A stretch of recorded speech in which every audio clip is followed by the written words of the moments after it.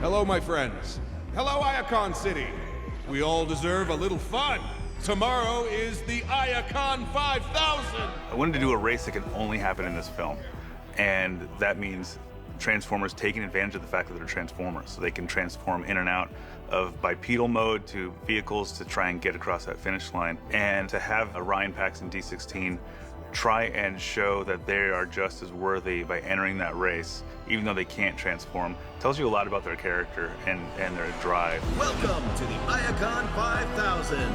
There they are. Put your hands together as today's competitors are taking the field. It's kind of the first big action thing we have in the film, and that kind of also sets up their bonding, their friendships, and then, you know instantly that they'd do anything to help each other. They're bonded friends. Orion Pax, he was a minor bot that was basically passed over by society and was seen as disposable, and this was his chance to prove everybody wrong. And so there was a lot of excitement, a lot of fun, a lot of action in that sequence. On your marks.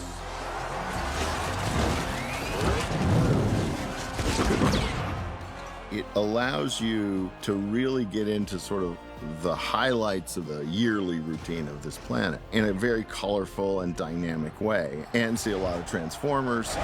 We took inspiration from Formula One, so it was kind of interesting to explore what would obviously be the ultimate sporting event for a bunch of Cybertronian bots to go and watch. I can't believe we get to watch from the starting line. The best seats in the house.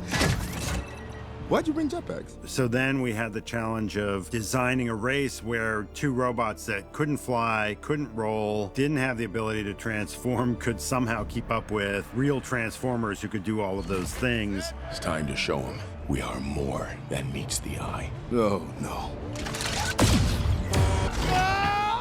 We had to create this amazing world that had to fit in conjunction with the Iacon 5000. So we followed them from the very beginning of that starting line through different parts of Iacon City. At storyboard phases, we're all a little bit overwhelmed by it, I have to be honest, thinking, how are we going to get this done? It's the crowds, it's the transformations of the characters, it's the transformations of the environments, it's the epic number of performances that we've got within the scene, it's the sheer volume of the city. It took quite some time in production, but you just break it down and move through it, and the end result speaks for itself.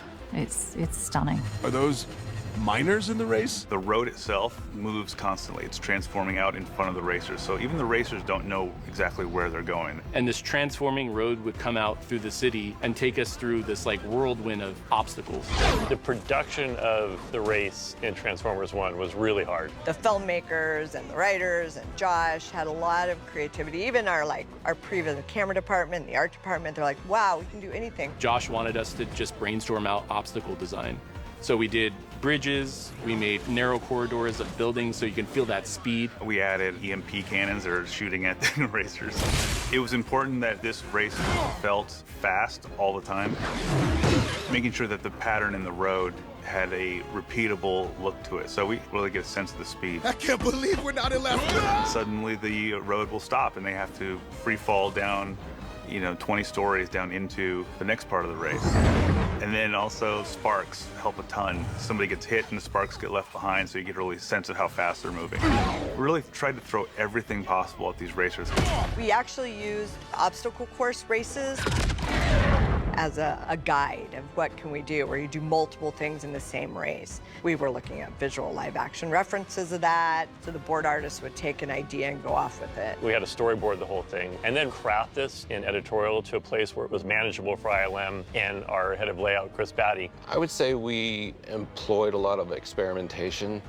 There were a lot of different versions. As the story evolved, it kind of needed to do several different things.